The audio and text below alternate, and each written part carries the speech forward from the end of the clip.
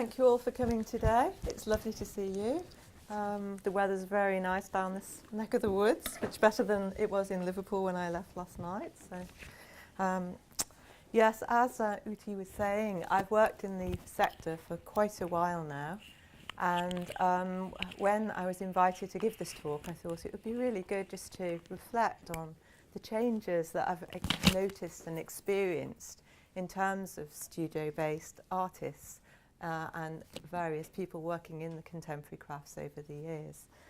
And the thing that really struck me was just how many people are juggling so many different strands with portfolio careers these days, and also just how much technology has changed and how much it has made the world so much smaller and access to everything and everyone so much easier. So I thought initially I'd just give you a little bit of context of where I come from, where I work, and then I'll lead in to talk a little bit more about the subject. So I'm based at the Bluecoat Display Centre, which is a very old established contemporary craft gallery in Liverpool city centre. I don't know if any of you have been to it. It's quite a way away. Any hands? No?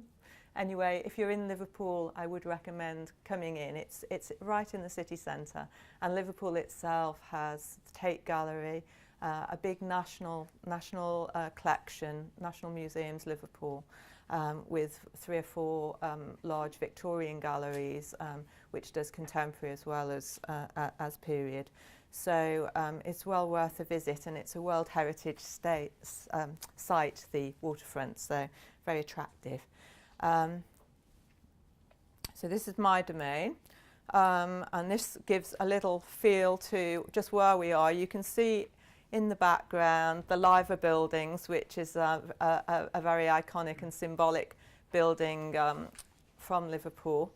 And we're surrounded now by a large new development that went up in 2008 and covered 42 acres of land. That's called the Liverpool 1 development, and it was done by the Duke of Westminster, Grosvenor Estates. It was a major project, and while it was going on, we had to do lots and lots of problem solving, as you can imagine, because we were literally surrounded by it. And the building that we are based in and have always been in was also being refurbished at the time. So it was very much a case of at times moving to pop-ups and things like that. So it's an exciting time. So this is the building that we're based in from the front. It's the Bluecoat, and it was known as the Bluecoat Chambers, but now it's the Bluecoat. It's an art centre, and it's one of the earliest art centres in the country. It was an art centre from the early 20th century, and it's got a mix of occupants within it. We're the specialist contemporary craft area. Then there's a fine art gallery. There's lots of artist studios and arts organisations that have got offices there. And it's the oldest building in Liverpool city centre. It's Queen Anne and was built in 1717. It's not a purpose-built gallery. It was originally built as a school, hence the little children featured here. It was a school that was a residential school that was built by Brian Blundell, who was one of the shippers at the time. And it was for the orphans of seafarers. So it was very much somewhere for them to study and also live.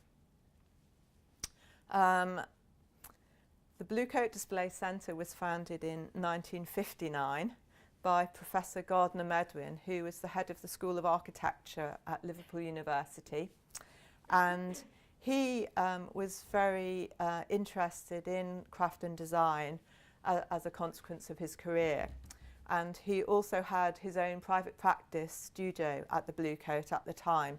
And when a large studio at the back of the building became unoccupied, he decided that it would be a really lovely thing to actually open as a craft and design centre, because he was finding when he was building houses and apartments that he just couldn't access the sort of individual original work that he would like to put in them, and also sort of applied art that he could maybe incorporate into the fabric of the building. So these are some early images from the early 60s, and you get a feel, I'm sure one of them might have disappeared then. Anyway. You get a feel of flavour of the space. It was always started as a not-for-profit organisation, and my predecessor was called Elizabeth Zuckerman, and she worked there pretty much through from when it started until she retired in 1986, and that was when I actually graduated and was fortunate enough to get her job. So we had a refurbishment to the space because it was sort of, it had just evolved over the years. It had been very much a space that everything was just sort of donated to.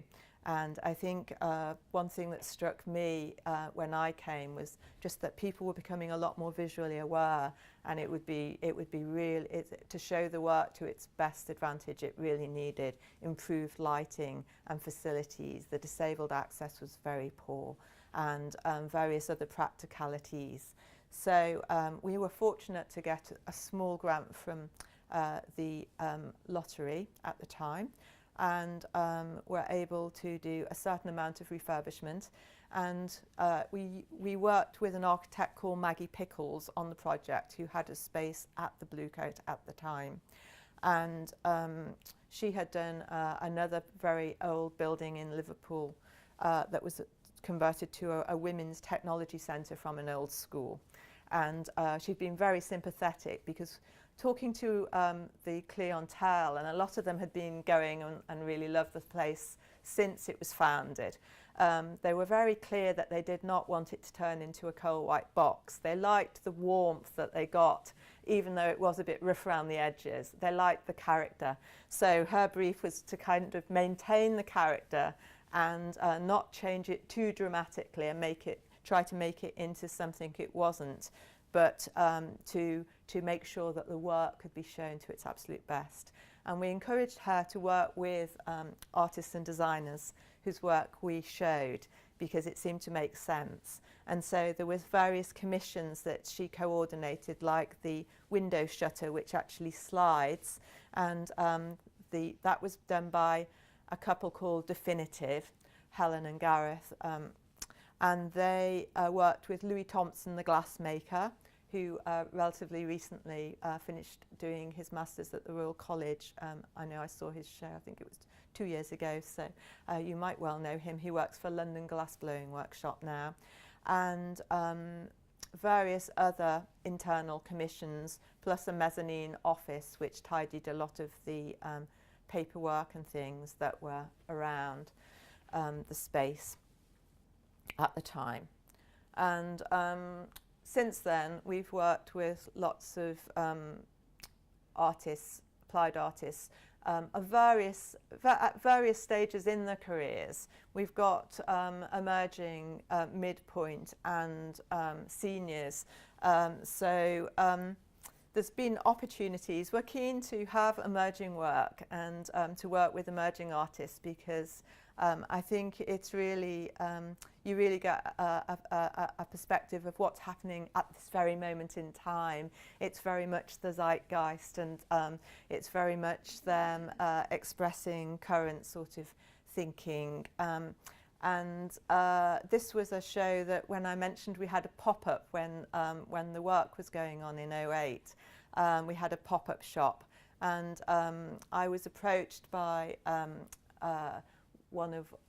someone who had been actually on an internship with us and then become a casual worker with us, who was very keen to actually to have some curating experience.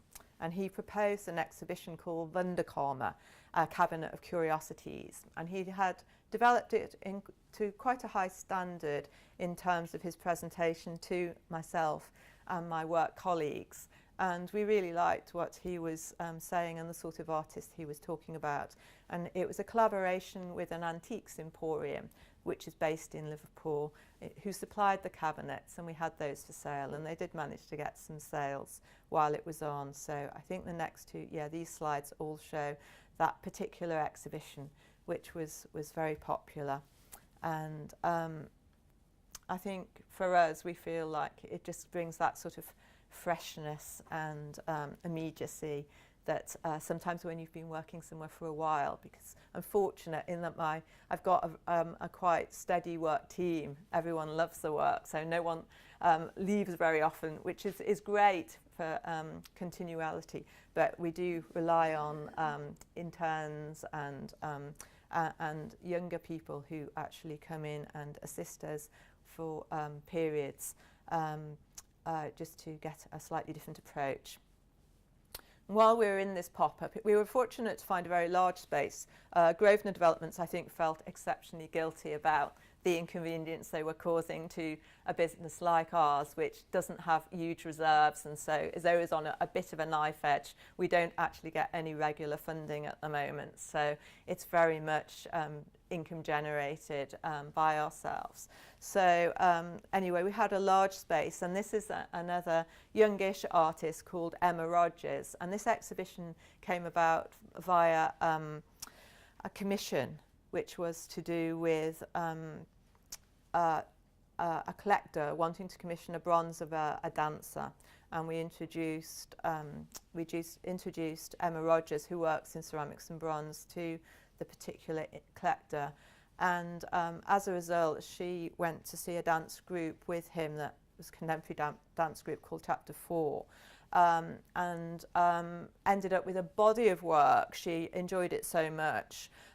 He got the choice for the piece that he particularly wanted from the collection that she made, and we ended up with an exhibition plus dance performance from the commission. So that was really good. This shows the sort of the actual dance.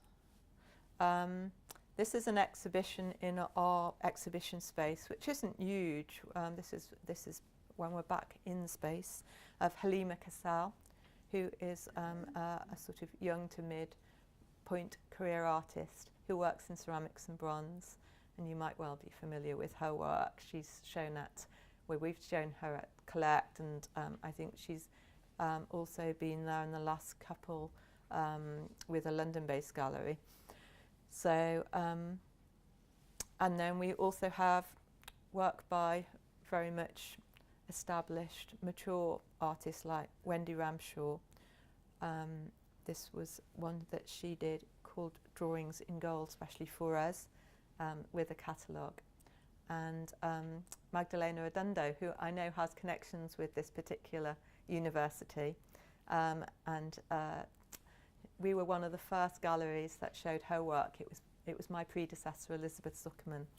So she was very keen to show with us when it was our 50th anniversary year, because she said it had really given her a boost career-wise when she was an emerging artist. So it's quite nice to see that sort of circle that emerges with the spread of time, I think. And we also show international work. This is some work from Australia, and it was a collaboration with the Jam Factory. It was contemporary art jewellery. And this was one called Transplantation that might possibly have come here, I'm not sure, did it? Yeah, I thought I saw it did, which was a touring show curated by Norman Cherry.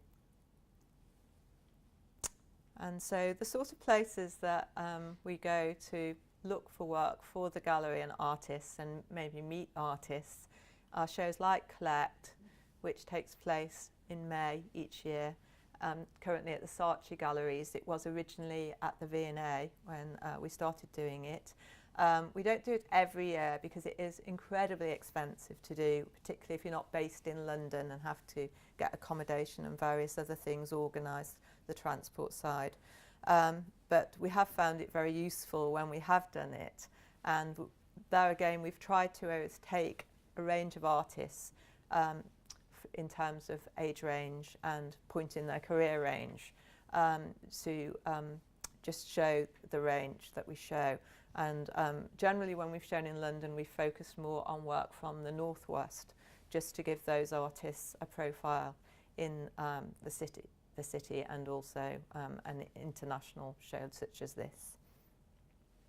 Because there's galleries literally from all around the world. Hopefully you'll have been to it, and if not, I would recommend it as being worth a visit for you doing preparation. And also things like Designers Block, which takes place in London, usually when the design festival's on, is another hunting ground.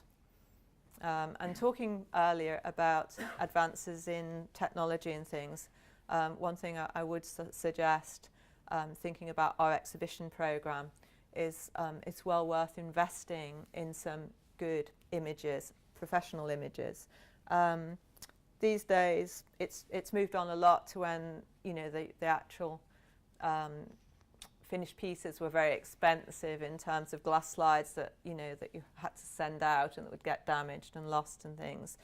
With the digital world, once you've got the images, it's actually quite inexpensive, as you probably know, to distribute them, and literally they can go internationally if need be. For very little extra cost. So this is a girl who's going to be showing in the window with us just in the next month, Eleanor Bolton. We have 12 individual solo shows in the window, and then we have 6 or 7 changing exhibitions in the exhibition area, plus around about 350 regular suppliers in the shop area, which you walk through to get to the exhibition area. So there's quite a lot of administration, as you can imagine. This was just from a recent show of weddings that we had, Sarah Kant. She sent this image and we ended up using it on the view card and various other areas of publicity. So I think if you've got a good strong shot, it can really end up being used a lot, getting you a lot of publicity, and generally raising your profile, sort of thing.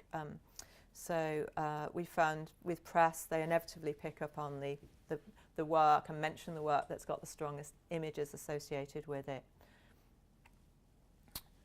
And relatively recently, just in the last year, I was involved with Hot House, the North cohort, in partnership with Hope University and Artspace Sheffield. And these were all emerging artists in the first 2 years of business. And it was talking to them that really made me think and realise, and listening to their presentations, which was part of their professional development training, just how many things that they are doing these days. I think it's probably partly because of the cost of education. People are coming out of university with quite a lot of money that they've got to eventually pay back. And also the changing nature of work. And I think people are just appreciating that there can be benefits from having that sort of flexibility. So I think talking to someone like Alice Kettle, who's a textile designer, who's been in the sector a similar length of time to me, she sort of echoed my thoughts because she said, I left college deeply submerged in my work, my head full of dreams. I just wanted to sew. I knew nothing of business or how to earn money. I know a lot more now, which I wish I'd known then. So I think, that's just a kind of statement of how things have moved on, really. Just see if I can move this a fraction, actually. So these were the individuals, and I've spoken in my piece to Grant Aston, who's shown there, and also to Drew Marcoux. Grant was ceramics and Drew did art jewellery. We had an exhibition as well of the Northern Cohort's work called Northern Stars, which was semi-inspired by the rising stars that I know has been so well received down in this area. And the artists were very pleased to have access to a gallery exhibition at the end of all their training and put some of it to use. Another area that we work in with artists is our outreach programme. We work with the Royal Liverpool Hospital on a regular basis, and also a social care organisation called PSS. And this particular project involved an artist working in a waiting room of the haematology department, where people get very nervous about waiting for their results from their blood tests. And it was using recycled milk cartons, which were transformed into ivy bowers, which then became a permanent installation in the hospital. I don't know if you can see in the bottom right-hand one behind this flying birds. They're Tom Hill wire birds that fly around the haematology department. They're fortunate to have a very aware head there who I think really appreciates just what handmade objects can do to improving the quality of people's lives, so he does try to incorporate them wherever he can and be very supportive of any projects. So Drew Marcoux, I think I mentioned just a little bit earlier. He was one of the hothouse, and he's someone who he has very much juggled lots of different things in his time in a very sort of positive way. He says that his portfolio career just evolved naturally, and he's very keen about the transferable skills that he encounters through it. He works as a restorer for specialist vintage car headlamps, apart from doing his own work here. But he seems to find it very useful in that it gives him constant, steady and reliable monthly income, and also challenges his metalwork skills. So he's learning as he's going along too. And he said it's also really helped him gain links to other industry professionals, such as spinners, casters, engravers, glass cutters, and many more, depending on the restoration job. So he sees it as being, being very important to his professional practice as an art jewellery maker. He also works as a visiting lecturer at many universities, and he has a great passion for teaching. He says, I will always want to continue this, as not only do I greatly enjoy it, but it keeps my head in an academic zone and helps me to constantly evaluate my own practice and push my thinking forward. He feels it's important to see the subject field objectively, and to explore how it kind of grows and develops. So he really sees a benefit to the teaching side of things in gaining that perspective. And on top of all this, he also manages to do some garden design and horticultural consultancy. So I was fairly impressed, really, just hearing how busy these individuals were. And obviously organisation skills are key to being successful. Successful time management, absolutely needed. a time management consultant, compared having these multi-stand careers to having a very large family. So you've got to nurture each child, each area, if you're going to be successful. Otherwise you'll find one will dominate and the other will fall by the wayside. Yeah, and this is some of Grant Aston's ceramic work. He left the Royal College of Art after studying for 8 years. So he says, I wanted a new creative challenge, but also needed to earn money. Though it was always my plan to go back to being an artist. So he was keen to learn new skills and gain employment.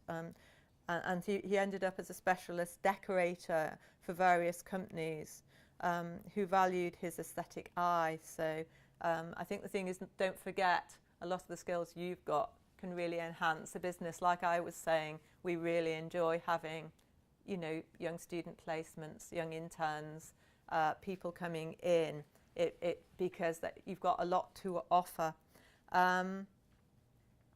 So he now has a portfolio career that includes furniture restoration, paint finishes, polished plastering, and also gilding. And he has experience of running large projects in both the UK and abroad through this work. So travel has also been one of the advantages of it. And he's now running a workshop for restoring antique mirrors and producing decorative mirrors, as well as doing his ceramic work. And he enjoys the job, as it gives him a lot of independence in the workshop. And he says, just as we heard from Drew, that a lot of the transferable skills cross over. So here he is doing some of his other restoration jobs. They're rather quick snaps, I'm afraid, but gives you a flavour of the areas that he's working in.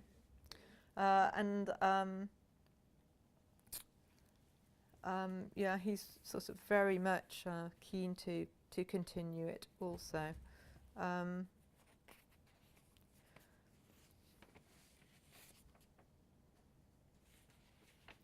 Alice Kettle, has obviously gone on from just doing her stitching to having a very broad portfolio also.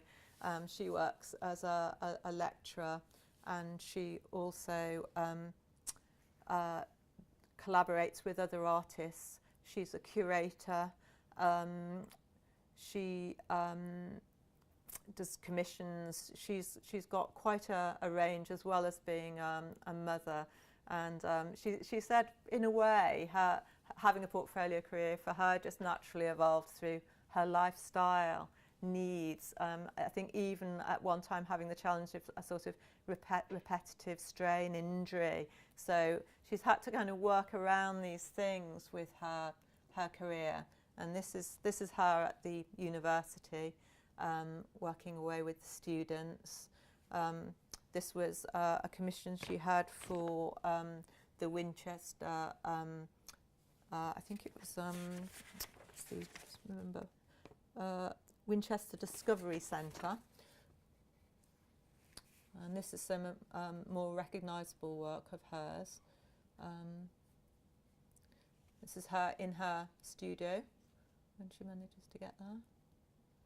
And this one was telling fortunes and installation at the Platt Hall Costume Gallery that she did.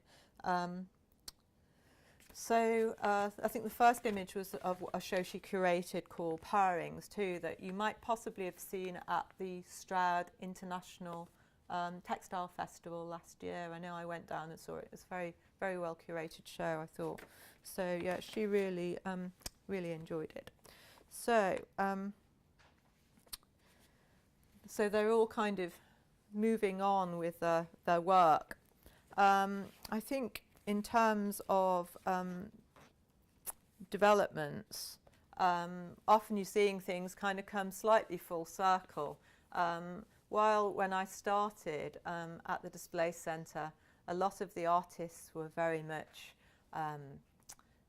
studio-based, living in rural places, often living quite frugally and just working in isolation in their studio, occasionally having an apprentice or occasionally having come through an apprenticeship scheme.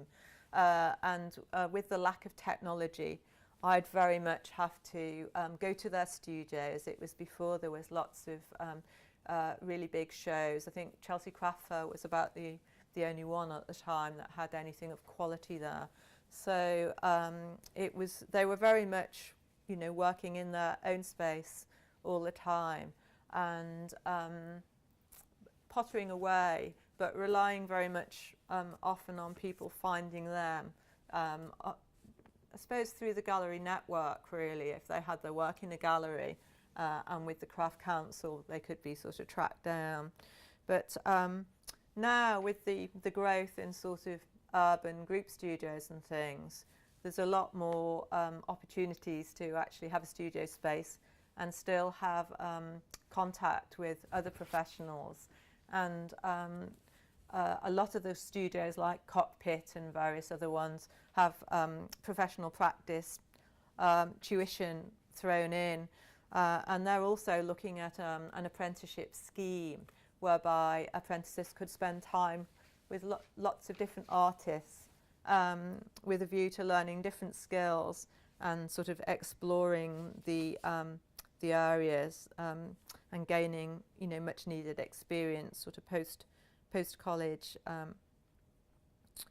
I think it's also worth considering, if you are a studio-based maker, gallery work. Quite a few of our part-time team are makers, and they find the balance is really helpful because quite a few of them, I mean, it depends on your personality, but quite a few find the isolation can be a little bit oppressive after a while. And so they said it's really, really great being in a gallery situation because it's very social. And also you've got the advantage of being a bit of a fly on the wall when customers and clients are in. You can hear the sort of things that they're drawn to or not drawn to. You can give them sort of individual attention. And that in itself can sort of feed into your own work. Often they're people whose work we show in the gallery that helps, so it's really, really useful for them. And I think it's often worth considering, sort of internship or the odd bit of voluntary work, because when these jobs have come up, it's often been people who have assisted in that capacity that when we're interviewing are the ones that have the spot-on skills, that they're very familiar with all the computer programs and all the areas of development that we're maybe working on, and so it does give a little advantage and puts them in a strong position if a vacant post should come up. So I think it's really important in terms of just exploring the market in that way.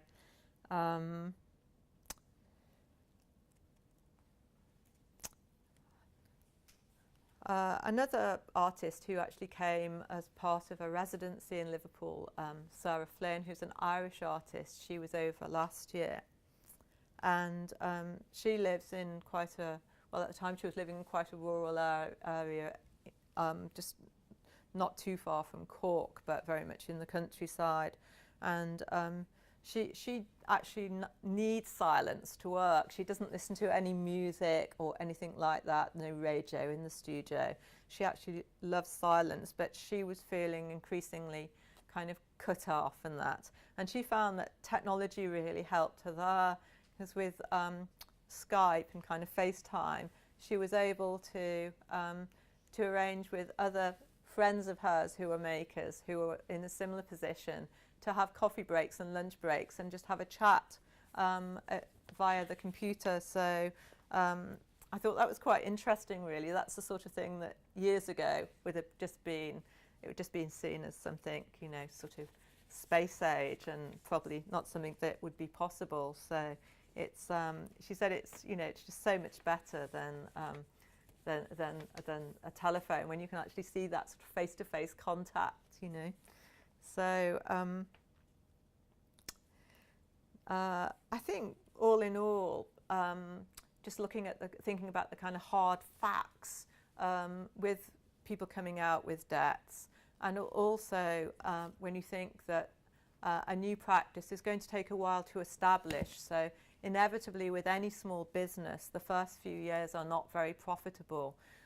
It might be an economic reality that you do need to think about some other form of earnings, particularly, you know, because it's not necessarily going to be steady. You'll find that there's times of the year when it's great, and there's other times of the year when it can go very, very quiet, and it's fine for development time for your work and getting into a rhythm like that. But at the end of the day, if you're wanting to live independently, you do need to have some form of regular income. The average net profit is only sort of 9,000 a year after overheads, according to the most recent sort of Craft Council survey. So I think, you know, it is important really, and you know, that there's sort of the people that are out there these days, you know, over 60% have you know, sort of a university degree, craft-related degree, and 87% do end up working as sole traders if they're in the, you know, that particular craft sector. So I think it is, you know, it is just something to kind of bear in mind, and maybe think about other areas that might be complementary to your work. Alice Kettle, you know, now sort of reflects that having, you know, her portfolio career, she finds ironically, sometimes the hardest part now is to keep enough time to stitch, which is all I ever wanted to do. Grant Aston echoes the frustrations really, telling how my goal and biggest challenge is to be able to free up more time to spend in my studio. So I think that's it. It is being, time management is the key. And he said this seems to be a universal challenge for any emerging artist who wants to be financially independent. Drew Marcoux, however, seems to come at it from a slightly different angle, and he's very positive. He says, I find having a portfolio career exceptionally important, as it keeps my research and inspiration pools fresh and ever increasing. Social media sites such as Facebook and Twitter show how beneficial networking can be.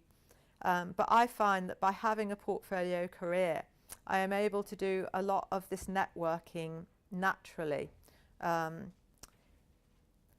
in real life, due to all the people that I interact with in the different areas that he's working in. So I thought, oh, well, that's quite an interesting point, really, isn't it? And I think, you know, for all of you, I would recommend that, you know, you just follow your dreams as much as you can, follow your star. While the financial rewards might not be huge at the beginning, and the level of personal fulfillment, it does increase throughout your life.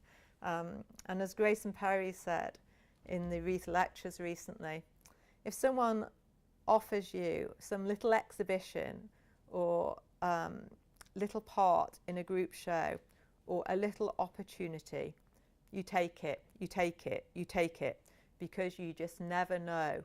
And I think that's the thing. You just never know who is going to be interested in your work, or what's going to end up being quite a stepping stone in your career.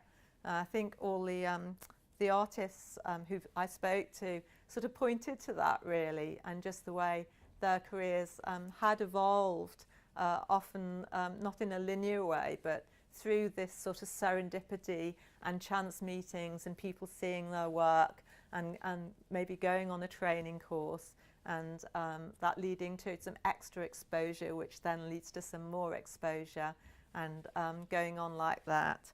So I think I've pretty much covered this. It's a slightly more detailed essay in the catalogue, so if you want to revisit it, it's there.